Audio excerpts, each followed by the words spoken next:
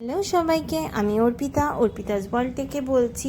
তো আজকে আমি যে রেসিপিগুলো আপনাদের সাথে শেয়ার করব সেটা পুরোপুরি নিরামিষের জন্য, কারণ আমাদের আজকে এদিন কিন্তু শুক্রবার ছিল। তো নিরামিষ রান্নাবাড়ি হয়েছিল, কিন্তু খুব বেশি তোড়জোড় কিছু ছিল না।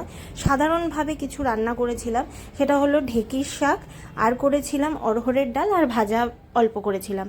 তো দেখুন, আমি যেহেতু এখন বর্ষাকাল, শিলচরে প্রচুর বৃষ্টি হচ্ছে, চারপাশে পুরো ডুবে গেছে সব জায়গা। তো সবজি একদমই পাওয়া যাচ্ছে না, আর যেটুকুও পাওয়া যাচ্ছে পুরো আকাশ ছোঁয়া দাম। তো শাক নিয়ে এসেছিলাম আগের দিন রাত্রিবেলা, শাকটাও খুব একটা ভালো ছিল না। তো বেছে বুঝে ঢেঁকি শাকটাকে আমি ধুয়ে ভালো করে কেটে নিয়েছি।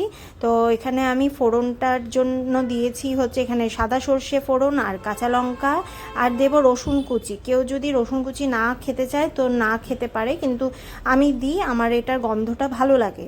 তো আমি জানতে চাই আপনাদের ওখানে, যে আপনারা যেখান থেকেই দেখছেন না কেন, ঢেঁকির শাকটাকে আপনারা কি নামে এটাকে বলে থাকেন। কারণ আমি যেহেতু নর্থ বেঙ্গলের মেয়ে, বিয়ে হয়েছে শিলচরে, তো নর্থ বেঙ্গলে এটাকে পুরো ঢেঁকির শাক বলা হয়, আর শিলচরে এটাকে পালই শাক বলা হয়। পালং নয়, কিন্তু পালই শাক। তো এটাকে আমি এখন শাকটা দিয়ে লবণ হলুদ দিয়ে ভালো করে এটা ভেজে নেব। এই আমরা কিন্তু সাধারণত শাকের মধ্যে বেগুন আর কুমড়ো ছোট করে কেটে দেই, বড়িও দেই, কিন্তু বেগুন আর কুমড়ো কোনোটাই আনা হয়নি, তার জন্য এটা দিইনি। আর বড়ি আমার ঘরেই ছিল, কিন্তু দিতে আমি পুরোপুরি ভুলে গেছি। তো সাধারণভাবে ওটা রান্না করছিলাম, ওটা বসিয়ে রাখা ছিল কম আঁচ দিয়ে। আর এখানে আমি অড়হরের ডাল রান্না করেছিলাম, ডালটাকে ভিজিয়ে রেখেছিলাম প্রেশার কুকারে। ডালটা দিয়ে লবণ হলুদ দিয়ে ওখানে আমি হতে দিচ্ছিলাম, সিটি আসার জন্য ওয়েট করছিলাম। আর এখানে শাকটাকেও বারবার করে নাড়িয়ে নিচ্ছিলাম ঢাকাটা তুলে, যাতে শাকটা মানে নিচে লেগে না যায়। তো এটাকে মাথায় রাখতে হবে, নাহলে পরে শাক নাহলে পুড়ে যেতে পারে। তো এটাকে আমি তুলে নিয়ে, আর এই পুরো শাকটা আমার পুরো রেডি। এখন আমি ডালটাও সেদ্ধ হয়ে গেছে, ডালের মধ্যে অল্প জল দিয়েছিলাম এক্সট্রা। তারপরে এখানে ডালটা ফোড়ন দেব বলে, তো এখানে ডালের জন্য আমি এখানে কড়াই গরম করে তেল দিয়ে, তেলটা গরম হয়ে গেলে এখানে তেজপাতা, গোটা গরম মশলা দিয়েছিলাম, জিরে ফোড়ন। আর যখন এটা লাল লাল করে জিরেটা হয়ে যাবে, তখন এখানে আলাদা করে আমি একটা পেস্ট বানিয়ে নিয়েছিলাম। জিরে বাটা, ধনে বাটা, আদা বাটা, কাঁচা লঙ্কা, আর ছিল কাশ্মীরি রেড চিলি পাউডারের এটা একটা পেস্ট বানিয়ে নিয়েছিলাম। ওটা আমি এখন দিয়ে দিলাম কড়াইতে। তো ওটাও ভালো মতো হচ্ছিলো। এখানে আমি টমেটো কুচি দিয়ে দিয়েছি। যেহেতু অড়হরের ডাল আমি সিম্পলভাবে শুধু ফোড়ন দিই না, আমার খুব একটা ভালো লাগে না। আর ধনেপাতা একদমই এখন পাওয়া যাচ্ছে না, যেহেতু বর্ষাকাল, ধনেপাতা একদমই কোথাও নেই। তো ওই ধনেপাতাটা ছাড়াই আমাকে রান্না করতে হচ্ছে, যার জন্য আর ভালো লাগে না। কারণ ধনেপাতা না হলে ওই একটা মানে ওই টেস্টটা আসে না। তবুও সাধারণভাবে রান্না করতেই হবে। তো এখানে টমেটো কুচিটা দিয়ে, লবণ দিয়ে, আর ডালের ওপরের যে গরম জলটা ছিল, ওই ডালের জলটা দিয়ে আমি এখানে কষাচ্ছিলাম। আর কিছুটা আমি ডালের জন্য দেওয়ার জন্য এখানে আমি কিছুটা কিশমিশও ভিজিয়ে রেখেছিলাম। আর কাঁচা লঙ্কা দিয়ে ভালো মতো কষানো যখন হয়ে গেছে, ডালটা দিয়ে ঢেকে কিছুক্ষণ রান্না করেই রেডি হয়ে গেছিলো আমার অড়হরের ডাল।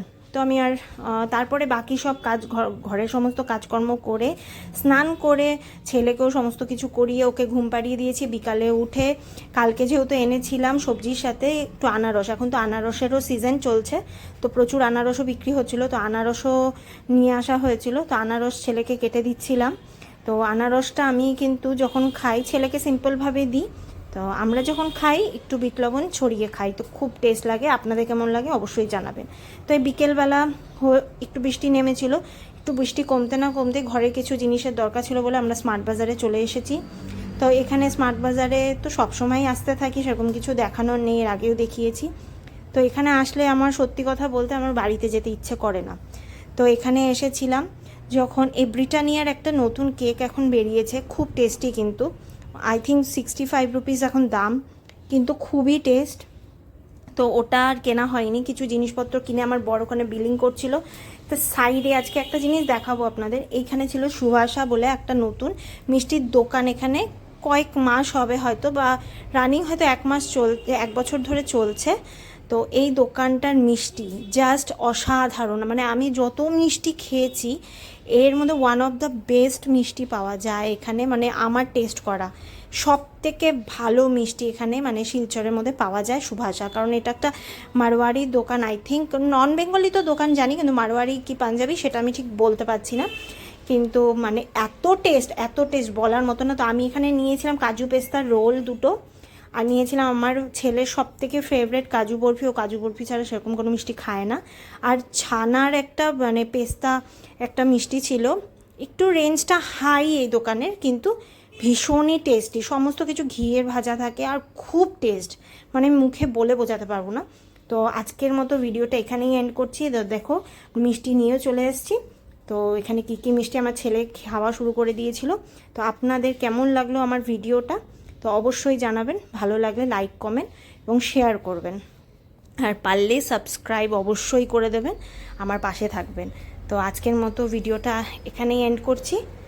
তো ভালো থাকবেন, সুস্থ থাকবেন, টাটা।